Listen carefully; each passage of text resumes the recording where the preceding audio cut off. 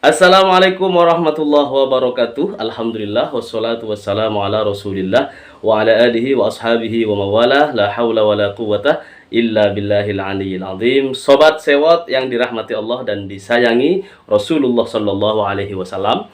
Beredar sebuah video tim hukum paslon 02 yakni Hotman Paris sedang mengkonsumsi buah salmon atau ikan salmon. Bedain sendiri dong, cari di Google dong kalau nggak paham.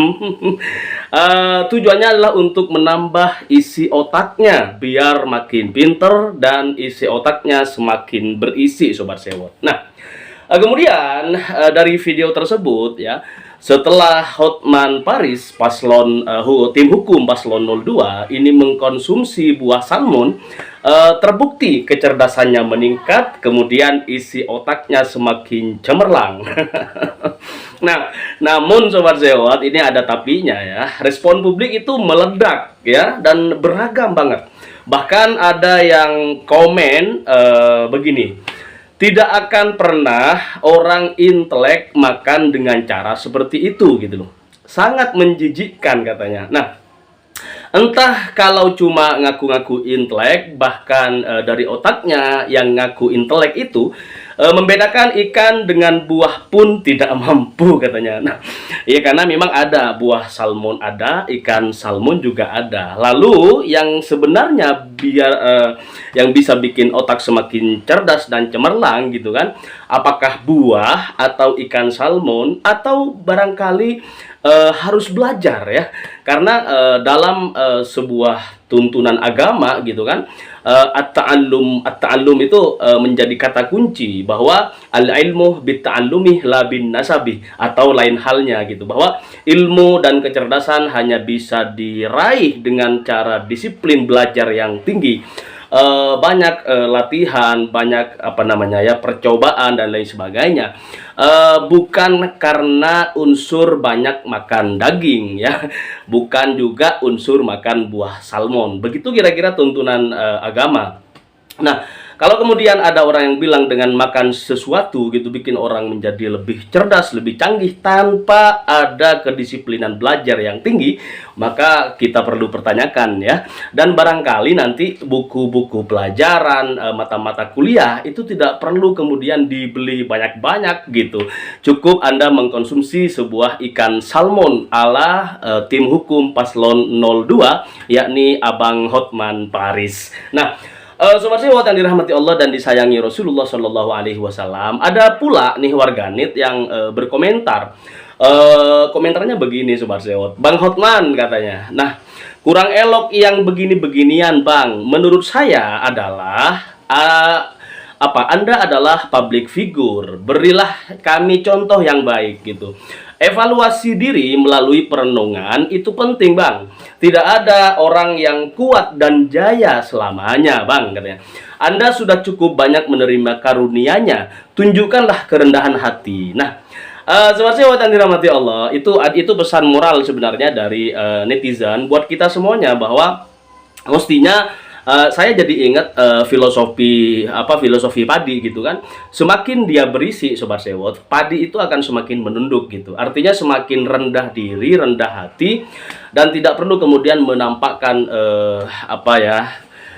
kecongkakannya di depan publik gitu. Dan orang-orang yang sudah berisi seperti padi, dia akan condong dengan otomatis ya, kalau nggak gagal padinya bener-bener berisi gitu, bukan kosong bukan berasnya kosong di dalam gitu, tapi ini bener-bener berisi, maka otomatis dia akan menunduk ya. Padi begitu, lebih-lebih semakin tua padi itu semakin menunduk gini. Nah, itu filosofi padi ya buat kita semuanya sebagai orang yang pencari ilmu dan lain sebagainya. Nah, oke, sobat sewot, sebelum kita masuk pada esensi perseteruan dua figur, public figure Rocky Gerung dan Hotman Paris lebih dalam, oke, kita simak dulu video terupdate balasan Bang Hotman Paris kepada kubu sebelah di sebuah restoran ternama tentang ikan salmon.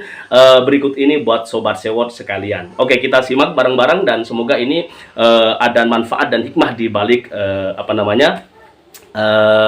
di balik video yang akan Sewot TV tampilkan buat kita semuanya. Oke, dia ini dia videonya Sobat Sewot.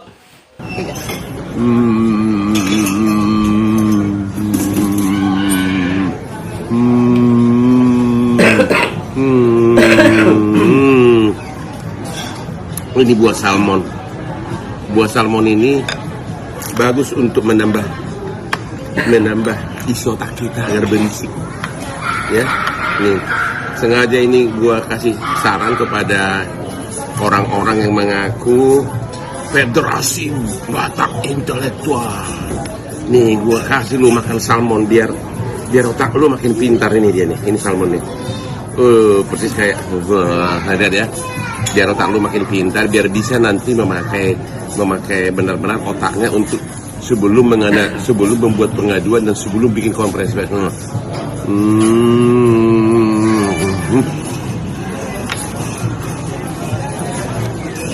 Halo Federasi Batak Intelektual yang menuduh saya dan cadang saya itu adalah perbuatan yang asusila atau tergolong porno. Tadi aku sarankan agar kau makan buah daging salmon agar otak lu itu lebih berisi, ya. Bagaimana kau membuat tuduhan seperti itu? Kau berani lagi nongol konferensi pers rame-rame. Sobat Sewot yang dirahmati Allah dan disayangi Rasulullah Shallallahu Alaihi Wasallam, Rocky Gerung mengatakan ya bahwa saat ini adalah detik-detik di mana hakim Mahkamah Konstitusi telah bergumul dengan hati mereka masing-masing menjelang putusan pada hari Senin tanggal 22 April 2024 besok. Oke. Jadi hari ini hakim-hakim akan masuk pada perdebatan dengan dirinya sendiri. Perdebatan dengan publik telah selesai dan perdebatan dengan materi-materi yang diundang telah selesai juga, dan sekarang hakim MK itu sedang berdebat dengan dirinya sendiri gitu. Nah, Rocky Gerung Sobat Sewot menilai bahwa putusan yang dikeluarkan MK nanti merupakan cerminan daripada kualitas para hakim di dalamnya. Menurut Bung Rocky, hakim punya hak untuk memutuskan sebuah perkara sesuai dengan hati nurani, ya.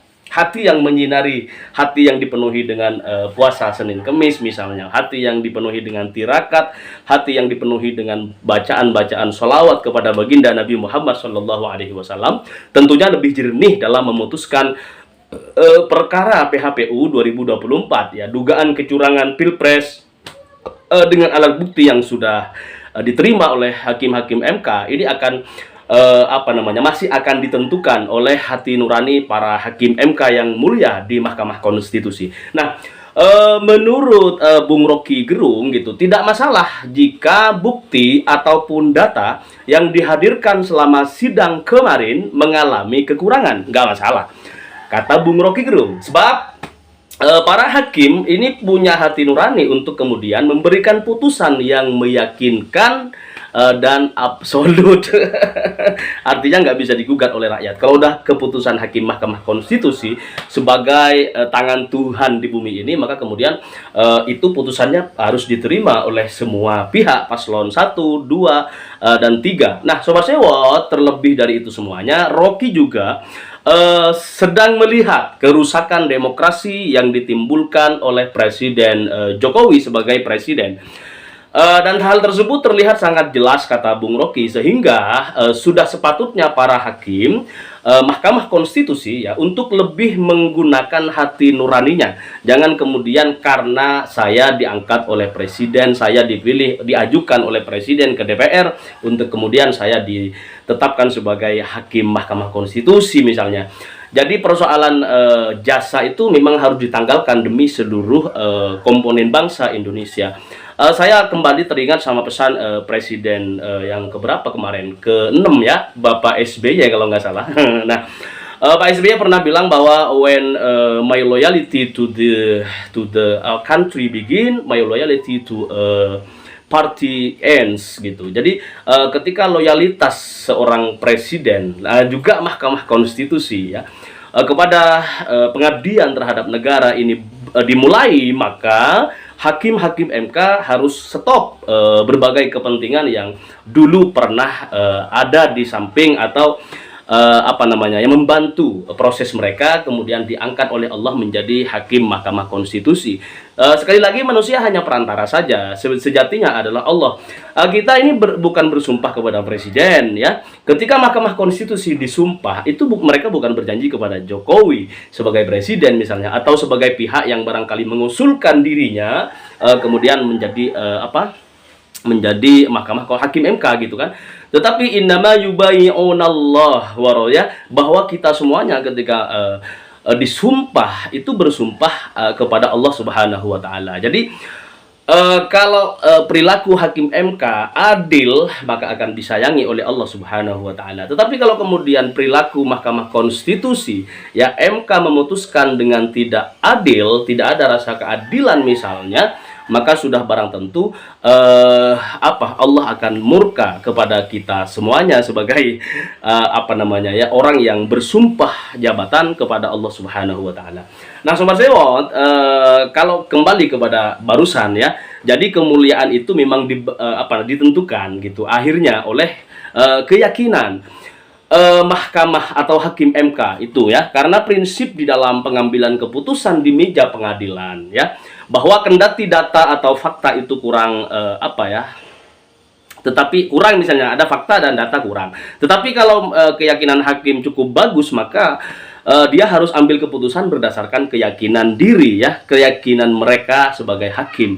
Nah, sebaliknya Sobat Sewot, kendati misalnya data itu berlimpah dan seolah-olah membuktikan sesuatu, tapi kalau keyakinan hakim mengatakan ini data yang dipalsukan misalnya, maka hakim akan memutuskan berdasarkan nuraninya. Seperti itu kira-kira. Nah, Sobat Sewot, sangat wajar jika hakim MK dianggap sebagai kepanjangan tangan dari Tuhan, ya, di alam dunia ini gitu, di bumi ini gitu. Karena karena memang Rocky Gerung ini menilai hakim MK dan hakim-hakim lainnya ini memiliki peran yang sangat penting untuk menentukan nasib manusia berdasarkan status hukumnya. Nah, karena itu sering dianggap hakim, ya, betul-betul tangan Tuhan di dunia, kata Bung Rocky Gerung gitu. Nah, kemudian warganet nih ada yang bilang begini, Sobat Sewot, wahai kalian para negarawan, patriotik dan pecinta bangsa, sudahi kecurangan ini, ya. Kenapa yang dicurangi yang harus mengalah demi menjaga persatuan, ya? Sementara kalian dengan kecurangan kalian misalnya tak legowo atau ikhlas untuk sama-sama membongkar kecurangan yang menguntungkan kalian gitu. Nah, dengan cara fair, ya, baik penghitungan ataupun proses pencalonan, maka tidak usah gembar-gembor, ya. Persatuan Indonesia otomatis hadir dengan sendirinya. Jika curang dibiarkan, maka itu adalah api dalam sekam, penyulut perpecahan. Coba renungkan bersama, Sobat Sewot. Persatuan itu harus adil dari dua belah pihak. Apalagi suara, ya, juga terindikasi tidak valid misalnya, karena settingan algoritma di angka 25, 54, dan 19%. Nah, sebenarnya ini adalah momentum Mahkamah Konstitusi untuk menebus kesalahan mereka juga gitu. Dimana sebelumnya MK melakukan kesalahan, terbukti dengan dicopotnya Anwar Usman dari jabatan sebagai Ketua Mahkamah Konstitusi karena melakukan pelanggaran dan kesalahan. Jika kita pakai kalimat lain, yaitu apabila Ketua MK Anwar Usman tidak melakukan pelanggaran dan kesalahan dalam melakukan atau memutuskan perkara penetapan umur cawapres di bawah 40 tahun, maka Gibran tidak akan bisa terdaftar, ya, atau tidak bisa mendaftar di pemilu 2024 tahun ini gitu. Nah, dan keputusan Mahkamah Konstitusi yang salah tersebut juga dijadikan alasan oleh KPU untuk meloloskan Gibran di Pilpres 2024 tanpa melakukan perubahan aturan di internal Komisi Pemilihan Umum atau KPU, Sobat Sewot. Nah, ini yang kemudian nanti kita akan kembalikan ke hati nurani, kata Bung Rocky Gerung gitu kan. Apakah hati nurani Mahkamah Konstitusi masih berfungsi dengan sebaik-baiknya, masih bersih, kinclong dari segala kepentingan yang tidak bisa dipertanggungjawabkan dunia akhirat misalnya, maka kemudian Hakim MK akan memutuskan hanya dengan seolah-olah. Nah, semoga hakim-hakim MK ini diberikan kekuatan oleh Allah Subhanahu wa taala lahir dan batin untuk mengetuk palu dengan seadil-adilnya. Salam untuk semuanya. Semoga kita diberikan kebahagiaan, rezeki, dan kelapangan hati di kebahagiaan dunia akhirat dan selamat di dunia sampai akhirat. Amin amin ya rabbal alamin. Allahumma sholli ala sayyidina Muhammad wa ala ali sayyidina Muhammad. Assalamualaikum warahmatullahi wabarakatuh.